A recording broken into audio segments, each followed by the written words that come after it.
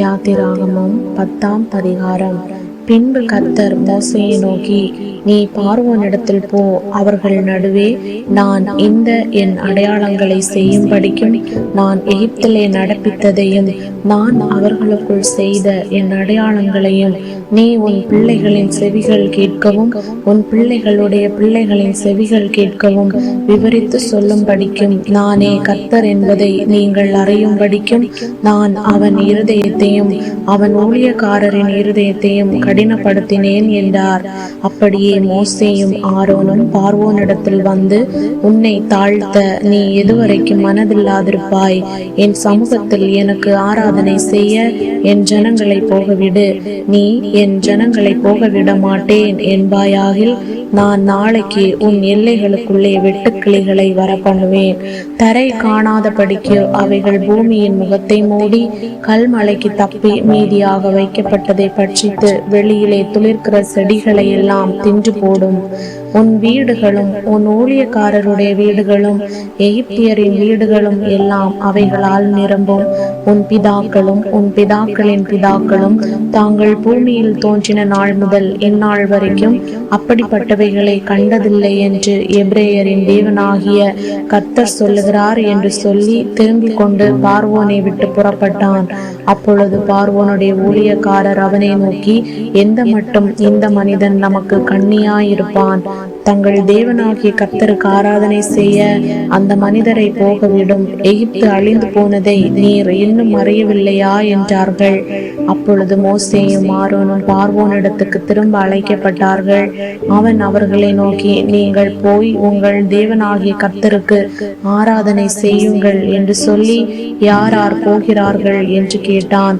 அதற்கு மோசே, எங்கள் இளைஞரோடும் எங்கள் முதியோரோடும் எங்கள் குமாரரோடும் எங்கள் குமாரத்திகளோடும் எங்கள் ஆடுகளையும் எங்கள் மாடுகளையும் கூட்டிக் கொண்டு போவோம்.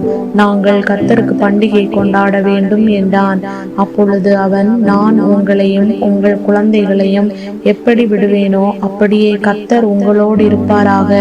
எச்சரிக்கையாயிருங்கள், உங்களுக்கு பொல்லாப்பு நேரிடும். இப்படி வேண்டாம், புருஷராகிய நீங்கள் போய் கர்த்தருக்கு ஆராதனை செய்யுங்கள், இதுதானே நீங்கள் விரும்பி கேட்டது என்று சொன்னான். அவர்கள் பார்வோன் சமூகத்தினின்று துரத்தி விடப்பட்டார்கள். அப்பொழுது கர்த்தர் மோசேயை நோக்கி, வெட்டுக்கிளிகள் எகிப்து தேசத்தின் மேல் வந்து கல்மழையினால் அழியாத பூமியின் பயிர் வகைகளை எல்லாம் பட்சிக்கும்படிக்கு எகிப்தின் தேசத்தின் மேல் உன் கையை நீட்டு என்றார். அப்படியே மோசே தன் கோலை எகிப்து தேசத்தின் மேல் நீட்டினான். அப்பொழுது கர்த்தர் அன்று பகல் முழுவதும் அன்று ராம் முழுவதும் கீழ்காற்றை தேசத்தின் மேல் வீச பண்ணினார். விடியற் காலத்திலே கீழ்காற்று வெட்டுக்கிளிகளை கொண்டு வந்தது.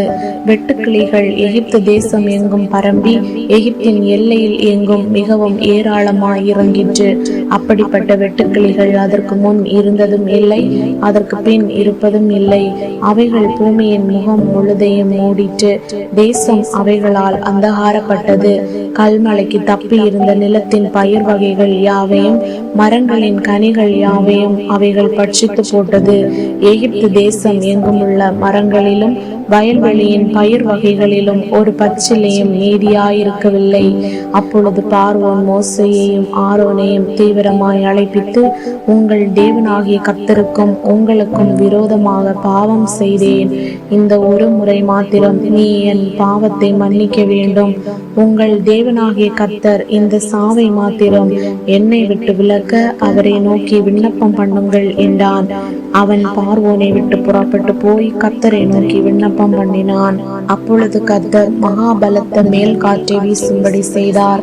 அது வெட்டுக்கிளிகளை அடித்து கொண்டு போய் செங்கடலிலே போட்டது.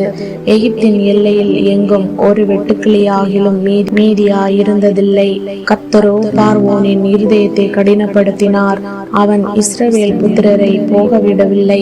அப்பொழுது கர்த்தர் மோசேயை நோக்கி, தடவி கொண்டிருக்கத்தக்கதான இருள் எகிப்து தேசத்தின் மேல் உண்டாகும்படிக்கு உன் கையை வானத்திற்கு நேராக நீட்டு என்றார்.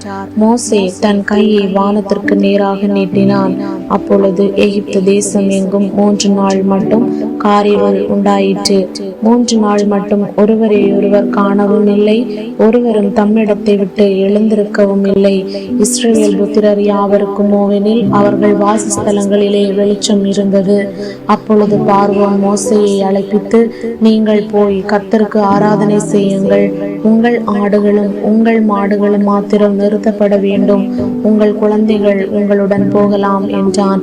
அதற்கு மோசே, நாங்கள் எங்கள் தேவனாகிய கர்த்தருக்கு படைக்கும் பலிகளையும் சர்வாங்க தகன பலிகளையும் நீர் எங்கள் கையிலே கொடுக்க வேண்டும். எங்கள் மிருக ஜீவன்களும் எங்களோடே கூட வர வேண்டும். ஒரு குழம்பும் பின் வைக்கப்படுவதில்லை.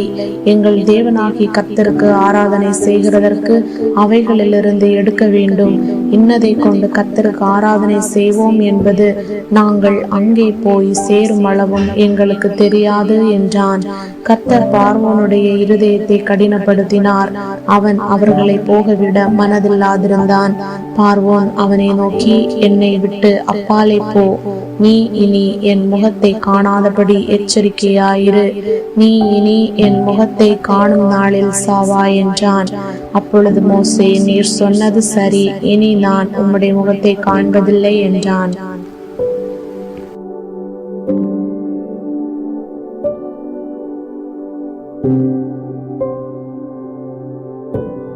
Thank you.